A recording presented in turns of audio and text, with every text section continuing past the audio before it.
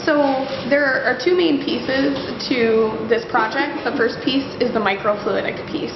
And so what's important about the microfluidic is that one, it'll be able to trap a single cell, and then two, it'll be able to read the pH of that single cell. And then the second overarching piece of this project is the Raman spectroscopy, and what's important about that is that it's going to give us an overall view of how that cell is changing with respect to the cesium. And then what we'll be able to do is look at that, which will give us those changes at the molecular level and the bonding level, right, of the cell, and look at different pieces of the cell and how the different pieces of the cell are changing with respect to cesium. And then I'll be able to back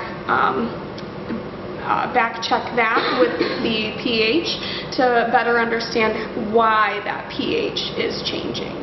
So that's the important piece of Raman, is that people have been doing Raman for quite some time, and what they've seen is that when you shoot a laser at something and then you get a spectra back that tells you about those bonds that are going on, there's a specific piece of the Raman spectra that's called the biological fingerprint.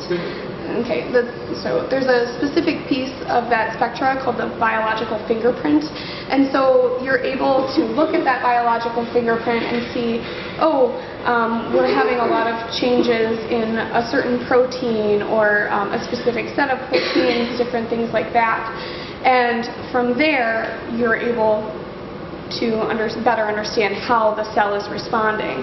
One thing that we hope to do with this Raman spectra is be able to target specific pieces of the cell, like the cell membrane or the cell nucleus or the cytosol, and be able to also better understand not just what's happening within inside the cell, but where is it happening, and also where is that cesium going, if it is in fact entering the cell.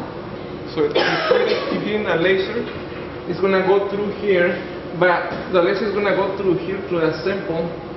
It's going to be... So this will be higher on higher.